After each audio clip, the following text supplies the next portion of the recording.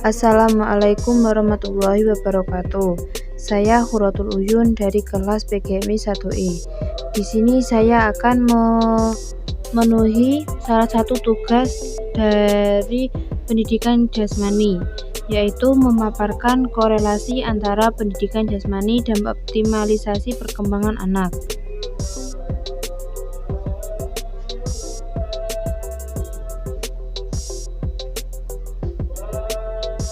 Pendidikan jasmani. Pendidikan jasmani adalah kontribusi bagian dari program pendidikan secara umum, terutama melalui pengalaman gerak untuk menjamin pertumbuhan dan perkembangan anak.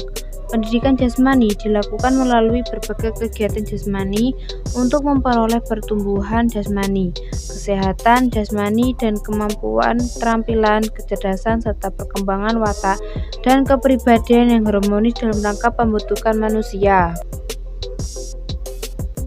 Pertumbuhan serta perkembangan anak mencakup beberapa aspek yang antara satu dengan yang lainnya saling mempengaruhi, dimulai dari aspek fisik, psikologis, dan psikososial.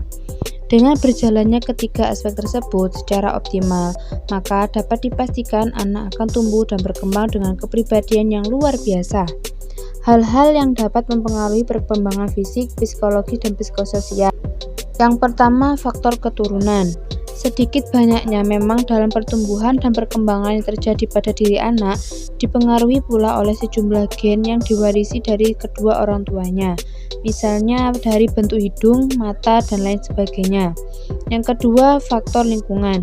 Faktor lingkungan terbagi menjadi dua jenis, yaitu internal dan eksternal. Internal ialah dari dalam diri anak, seperti inteligensi, motivasi, hormon, dan semacamnya. Sedangkan eksternal terdiri dari status ekonomi sosial orang tua si kecil. Kebudayaan yang juga tak kalah dalam membentuk kepribadian serta pola pikir anak, dan masih banyak lagi. Dan yang ketiga, kematangan. Faktor kematangan dapat memberikan pengaruh tak kalah besarnya dari kedua poin di atas.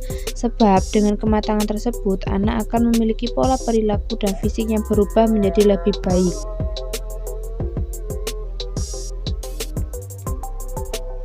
Setiap individu. Yang pertama, tahap pengenal. Kedua, tahap dasar. Dan ketiga, tahap kematangan. Tahap-tahap perkembangan tersebut memberi pengaruh terhadap pengembangan program pembelajaran pendidikan jasmani, olahraga, dan kesehatan. Selanjutnya, pada usia 7-14 tahun, terjadi perkembangan gerak spesialisasi.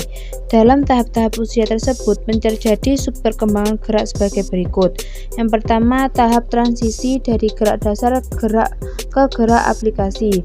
Yang kedua, tahap aplikasi gerak pada bentuk-bentuk keterampilan yang spesialisasi dan menuntut kualitas koordinasi yang baik.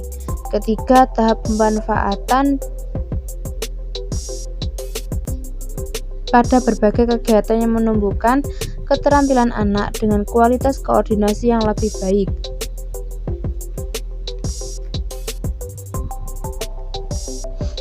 Prinsip pertumbuhan dan perkembangan anak didik. Pertumbuhan dan perkembangan terjadi secara terus-menerus sejak seseorang dalam bentuk janin sampai batas usia tertentu. Sehubungan dengan hal itu, maka pertumbuhan dan perkembangan yang tampak saat ini merupakan kelanjutan dari pertumbuhan dan perkembangan sebelumnya. Hal tersebut memberikan implikasi terhadap penyusunan program pendidikan jasmani, olahraga, dan kesehatan. Penyusunan program pendidikan jasmani, olahraga, dan kesehatan pada masing-masing tingkat pendidikan hendaknya merupakan satu kesatuan berkesinambungan. Yang kedua, pada perjalanan usia anak mengalami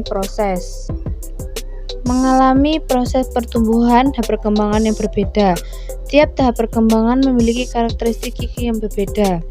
Yang ketiga, tiap individu memiliki karakteristik pertumbuhan dan perkembangan yang berbeda-beda. Perbedaan tersebut mempunyai implikasi terhadap penyusun program pendidikan jasmani, olahraga, dan kesehatan. Program pendidikan jasmani dan kesehatan. Lalu yang terakhir, cara mengoptimalkan tumbuh kembang anak dengan baik. Yang pertama, lingkungan. Lingkungan memiliki pengaruh tumbuh kembang anak.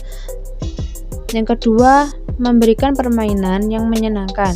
Ketiga, meluangkan waktu bersama anak. Yang keempat, memenuhi kebutuhan gizi.